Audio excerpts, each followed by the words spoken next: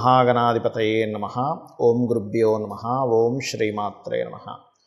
పరమేశ్వర స్వరూపమైనటువంటి జ్యోతిష, వాస్తు మరియు ఇతర అనేకమైనటువంటి శాస్త్రములను మనకు అందించినటువంటి మహర్షులకి నమస్కారం. హయగ్రీవ హయగ్రీవ హయగ్రీవేతి యో వదేత్ తస్య నిస్సరతే వాణి జహ్నుకన్యా ప్రవాహవత్.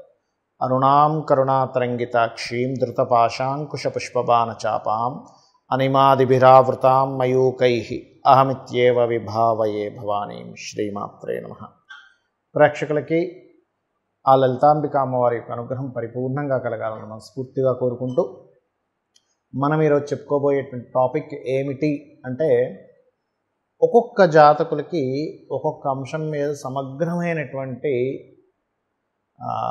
ఆలోచన కానివ్వండి, సమగ్రమైనటువంటి దాని మీద ఆ సబ్జెక్ట్ మీద పూర్తి పట్టు కానివ్వండి, గొప్ప టాలెంట్ కానీ ఉంటుంది.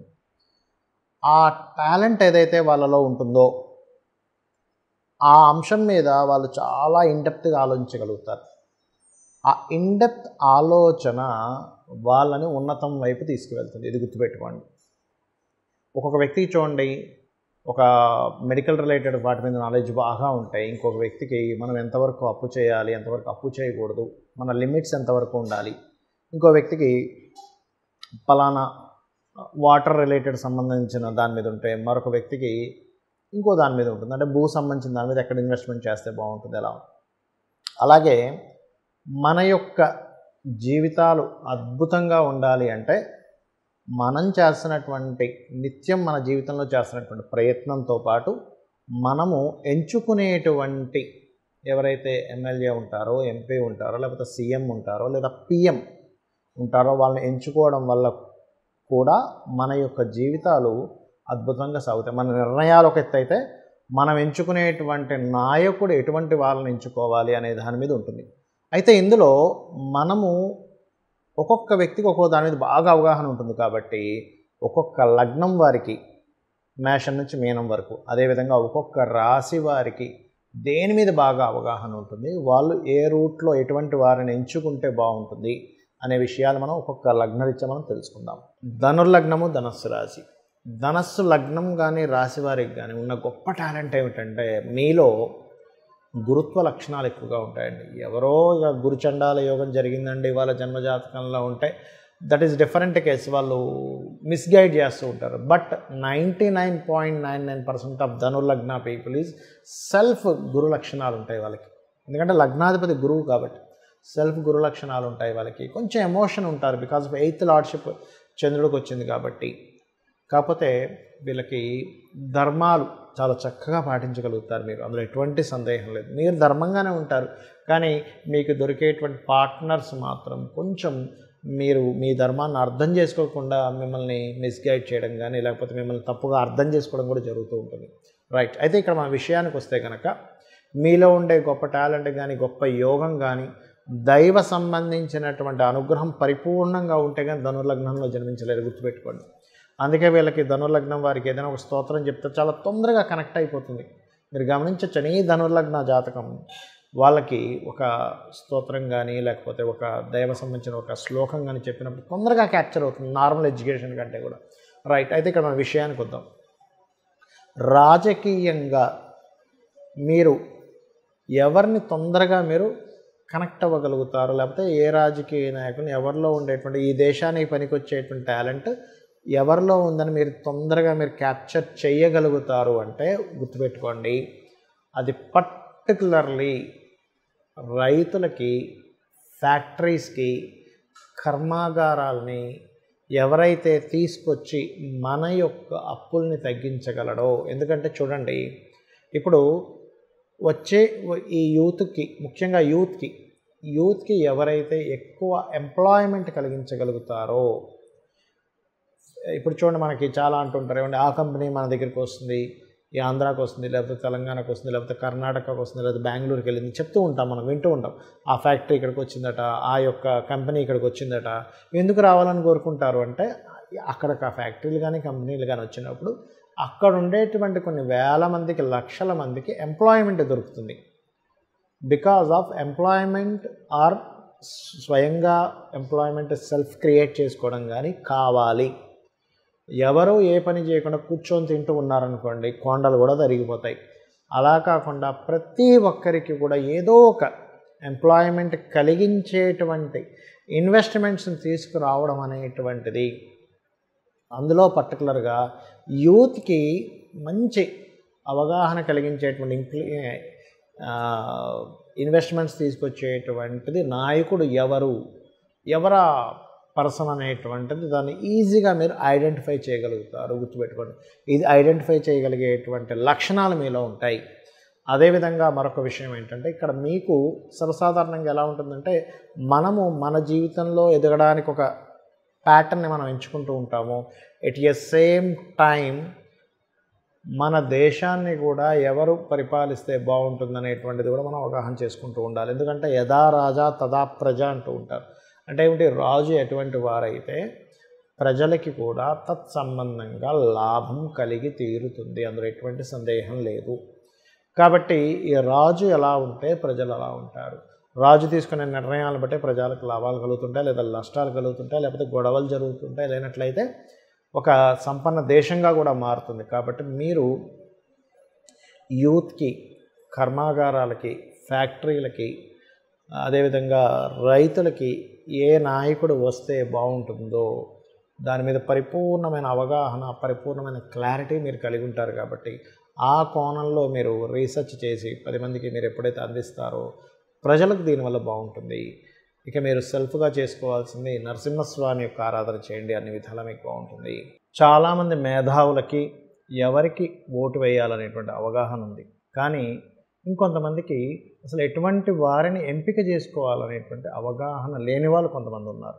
వారి కోసం వాళ్ళు చాలామంది అడిగారు నన్ను, ఏమండి అసలు ఎలాంటి వాళ్ళని మనం ఎంచుకోవాలి, అలాంటప్పుడు అసలు ఏ అంశాలు చూడాలి అని చెప్పి చూసుకున్నట్లయితే, మొట్టమొదటిగా గుర్తుపెట్టుకోండి, ఎప్పుడు కూడా ఒకటే, ఏమిటదంటే ఫస్ట్ అసలు రైతు, ఈ దేశానికి రైతు వెన్నెముక్క అంటారు. కాబట్టి రైతులకు ఎంతవరకు వాళ్ళు సపోర్ట్ చేస్తున్నారు ఈజ్ మోస్ట్ ఇంపార్టెంట్. గుర్తుపెట్టుకోండి, ఏ నాయకుడు అయితే పర్ఫెక్ట్గా సపోర్ట్ చేస్తాడు, అంటే పిచ్చి పిచ్చిగా పనిచేయడం కూడా కాదు, అర్థం చేసుకోండి.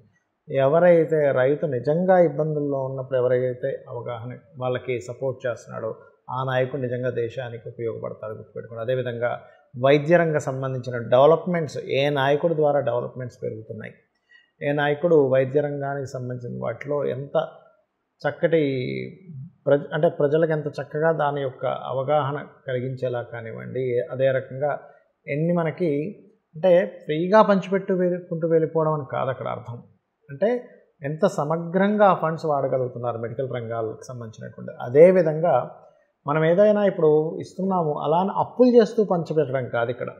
ఎవరైతే అప్పులు చేయకుండానే మనం సంపదను సృష్టించివ్వగలుగుతున్నాము, ఎందులో ఇన్వెస్ట్మెంట్ చేయగలుగుతున్నాము ఈజ్ మోస్ట్ ఇంపార్టెంట్. ఎప్పుడు కూడా మన దేశ నాయకుడు కానివ్వండి, ఒక ఎమ్మెల్యే, ఎంపీ ఆర్ ఒక సీఎం కానివ్వండి, పిఎం కానివ్వండి, వీళ్ళందరూ కూడా ఇన్వెస్ట్మెంట్స్ ప్రజల యొక్క ధనాన్ని, ఎందుకంటే ఇదంతా మన డబ్బులు, మనకు ఎవరైనా పంచుతున్నారంటే కూడా మన డబ్బులే మనం పంచుకుంటున్నాం, మళ్ళీ మనం కడుతున్నాం ఆ రేట్లు పెరిగిన దాంట్లో. కాబట్టి ఆ యొక్క ధనాన్ని ఎక్కడ ఇన్వెస్ట్మెంట్ చేసి అది మళ్ళీ సంపదగా మార్చేటువంటి టాలెంట్ ఏ నాయకుడికి ఉంది.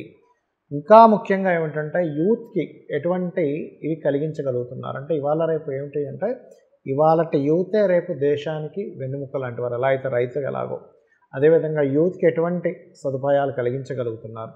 యూత్కి కేవలం ఏదో గవర్నమెంట్ జాబ్స్ ఇచ్చేయడం అని కాదు, గవర్నమెంట్ జాబ్స్ ఇస్తామని హామీలు ఇచ్చేసి దాని తర్వాత 5 ఏళ్ళు పోయిన తర్వాత అయ్యో మేము ఇంత ఇచ్చాము అంత ఇవ్వలేకపోయాం ఏదో మళ్ళీ చెప్పేయడం, అలా కాదు. యూత్కి సెల్ఫ్ ఎంప్లాయ్మెంట్ ఎంతవరకు చేయగలుగుతున్నారు, సెల్ఫ్గా ఎంతవరకు గవర్నమెంట్ సపోర్ట్ చేయగలుగుతుంది. వేరే కంపెనీస్ చూడండి, ఇతర కంపెనీస్, ఇప్పుడు కియా ఉంది, లేకపోతే రకరకాల కంపెనీస్ ఉంటాయి. ఆ కంపెనీస్ని ఎంతవరకు దేశంలోకి వచ్చేలా చేయగలుగుతున్నారు, దాని ద్వారా ఎంతమందికి ఎంప్లాయ్మెంట్ కలిగింపజేయగలుగుతున్నారు ఈజ్ మోస్ట్ ఇంపార్టెంట్. ఎందుకంటే గవర్నమెంట్ అన్ని జాబ్స్ని గవర్నమెంట్ చేసుకుంటూ వెళ్ళిపోతే కూడా చాలా దేశాలు మనం చూసాం, అక్కడ చాలా ఇబ్బందులు పడినటువంటివి. అలా అవ్వకుండా ఏ నాయకుడు మనకి చేయగలడు అనేటువంటి తెలుసుకోవాలి. అదేవిధంగా ఈక్వాలిటీ ఈజ్ మోస్ట్ ఇంపార్టెంట్. ఒక వర్గం వారికే పూర్తిగా సపోర్ట్ చేసేసి మిగతా వాళ్ళందరూ మనుషులు కాదన్నట్టుగా వాళ్ళకు మాత్రమే అన్నీ సమకూరుస్తూ మిగతా వాళ్ళకి ఏమి సమకూర్చకుండా చేసేటువంటి నాయకుడు కూడా మనకు వద్దు. అందరికీ సమానంగా చూసేవాళ్ళు, అందరూ ఒకలాగే చూడగలగాలి. అందరికీ సమానమైనటువంటి హక్కులు ఇవ్వగలగాలి. అదేవిధంగా ఇవి కలిగిస్తూ దేశ రక్షణ కోసం మనం చూడండి, ఇప్పుడు మన యొక్క రక్షణా దళం ఎంతవరకు పటిష్టంగా ఉంది. ఎందుకంటే రక్షణ కనుక సరిగ్గా లేకపోయినా దేశం లోపల కావచ్చు, సరిహద్దుల్లో కావచ్చు, ఏ నాయకుడు ఉన్నప్పుడు మనకి రక్షణ కరెక్ట్గా ఉంది, మనం భయభ్రాంతులకు గురవకుండా ఉన్నాము అనేటువంటిది కూడా ఎంపిక చేసుకోవడంలో సమగ్రంగా మనం అర్థం చేసుకోవాలి. అదేవిధంగా ఎడ్యుకేషన్ సిస్టమ్, ఏదో స్కూల్స్ కట్టేస్తున్నాము, కాలేజీలు కట్టేస్తున్నాము అన్నట్టు కాకుండా సిస్టమ్ ఎంతవరకు మార్చగలిగింది. అంటే మనం చిన్నప్పటి నుంచి చదువుకుంటున్నప్పుడు ఆ చదువు సంస్కారాన్ని పెంచుతూ ఎట్ ఎ సేమ్ టైం మనకి విద్య ఎలా తోడ్పడుతుంది, వాళ్ళకి ఆ విద్యలో కూడా ఏదైనా ఒక నేర్చుకునేలాగా, అంటే ఏదో చదువుకుంటూ వెళ్ళిపోయామండి కానీ అది దేనికి ఉపయోగపడలేదు అంటూ ఉంటారు. అలా కాకుండా విద్యా వ్యవస్థలో ఎటువంటి మార్పులు తీసుకురావాలి, ఎటువంటి మార్పులు తీసుకురావడం వల్ల ఒక పిల్లవాడు పెద్ద అయిన తర్వాత తన సొంత కాళ్ళ మీద తాను నిలబడడానికి ఈ ఎడ్యుకేషన్ ఎంతవరకు తోడ్పడుతుంది అనే దాని గురించి. అదేవిధంగా ఇవన్నీ ఒక ఎత్తు అయితే జీడిపి అంటూ ఉంటారు. మన దేశ జీడిపి ఎంత పెరుగుతూ ఉంటే అంత బాగుంటుందని మన దేశం.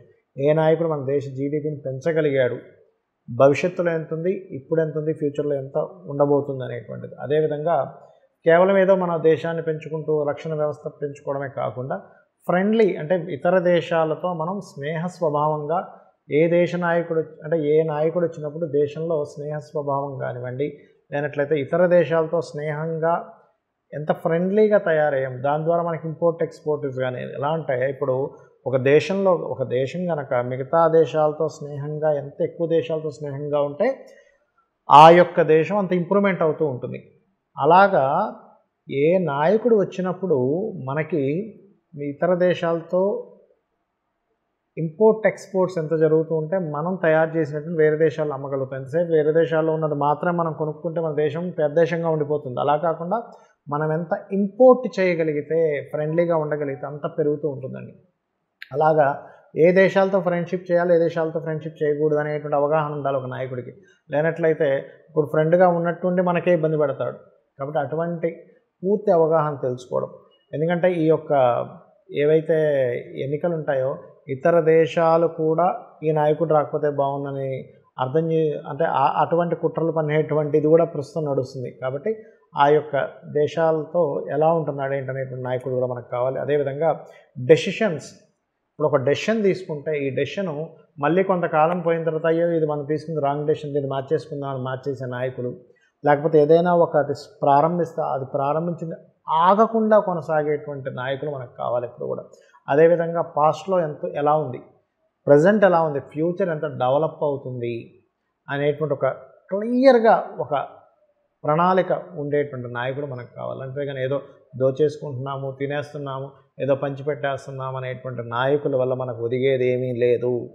ఇది ఎవరైతే ఈ యొక్క అవగాహన అంతా క్లియర్గా మీరు ఎన్నికలు అయ్యే వరకు మీరు ఎవరైతే క్లియర్ చేసుకొని ఓటు వేస్తారో దాని ద్వారా మన దేశం బాగుంటుంది, మనందరము బాగుంటాము. ఆ యొక్క అమ్మవారి అనుగ్రహం మీ అందరికీ పరిపూర్ణంగా కలగాలని కోరుకుంటూ శ్రీమాత్రే నమః.